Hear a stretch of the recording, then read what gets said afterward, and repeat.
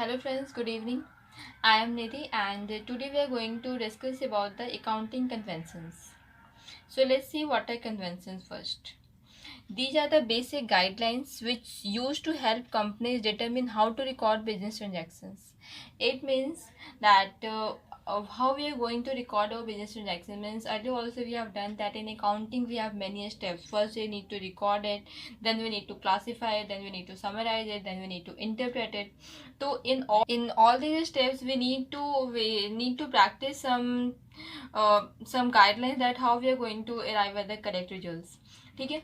तो the first convention that we have is of conservatism, and according to conservatism it's a policy of anticipating all the future losses but not future gains. According to this, we have to take into account whatever the future losses we think that can happen in the future, but we don't have to take into account any future gain that we expect that we can have this gain, but we don't have to take it.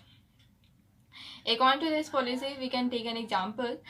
Suppose we have made sales to a customer and we are of the opinion that because his financial status is not good or he is becoming an insolvent, so we are of the opinion that we will not be able to recover the amount from him.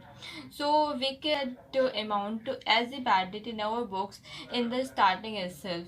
Means when we got the opinion, when we are expecting that we are not going to get the amount back, then we will just record that amount as bad debts in our books. But we can't take for the future gain. Suppose we have got an order for sales, and we are expecting that when we do the sales completely, when we are fulfilling that order completely, then we would be able to get a profit of say 1 lakh rupees. But we're not going to book that profit earlier itself. Means we'll have to wait for the time. Means till the time we are completing the sales, we are doing it effectively, and means when all the things are done, we are able to recover the amount from the customer, then only we will book the profit, that this much profit we have. Losses, whenever we see that we are going to means a loss is going to happen in the future, we will have to book that loss amount in our books in earlier itself. Okay. Now the second thing we have is of consistency. According to consistency is that we have to stick to the principles, you have to stick to the methods that we're adopting in one accounting year for a number of accounting years in the future. Okay. So in our accounts, when we do the complete accounts, when we are doing the things, then we have for doing many things, we have different methods for doing that. Suppose in the case of depreciation, in depreciation what we are doing, we are writing off the amount of an asset in a number of years. So for calculating the amount of depreciation, we have some methods. So what will happen that in the first accounting year, whatever method you are opting for, you will have to use that method in the future years also. You can't do like this, that you are going to this method in the first year, then you're opting for the second method in the second year. You don't have to do like this. You will have to stick to the method that you have opted out in the first year. Okay. And suppose we can look here, once we adopt an accounting principle or method, the same has to be followed in the future accounting periods also. We can change it, but that change should be very necessary one.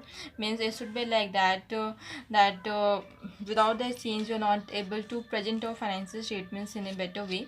So in that case we can do the change, but when we are doing the change, we have to do the change from the very first year. Okay. And whatever the effect is there because of the change, we have to record the full effect in the year in which you are changing the accounting practice. Okay. So this consistency also we have done. And now the next thing is of full disclosure. According to full disclosure, this states that all the information should be included in an entity's financial statement that would affect the reader's understanding of those statements. Means all the information that is important, all the information that we think is like that may change the mind of the reader, or it's influencing the financial statements, that all points we need to include in our financial statements. We can take an example here.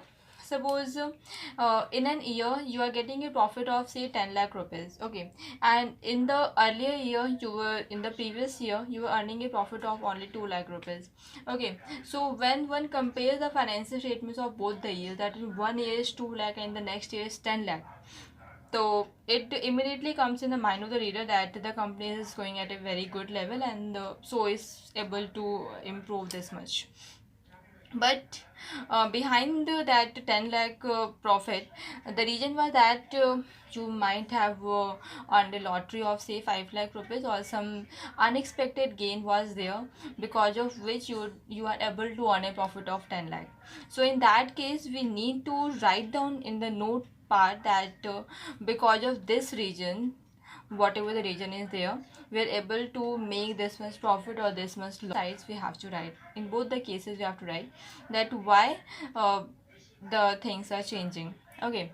So this was one example. There are again many other things that that can change the mind of the reader, that are influencing the financial statements. So that all points are needed to be disclosed in the financial statements. Means the financial statements should be like that, that is giving a true picture of your business, whatever the things are going on or whatever the things are necessary, that all you have to write in your financial statements. The next convention that we have is of materiality. According to the materiality concept, we have to record only those transactions which have material impact on the financial status of the organization. Okay, material impact means it has an important impact, it has an important effect on your financial statements. Okay, we can take an example here. Suppose we have an employee and that is fraud, and he took away or from the accounts or from means whatever the thing he did, he was able to take away say 1 lakh rupees or 50,000 rupees from your account, okay, from your firm he took out this much amount. So because this is a major amount, we need to disclose it in the financial statements, and we have to write it down in the financial statements. But suppose because that fraud, or it was just a peon or a clerk and he took away 50 rupees, then that amount of course you write it in the miscellaneous expenses or something like that, but we're not going to make a separate head for it, loss due to theft, and we are not going to write this amount there, okay.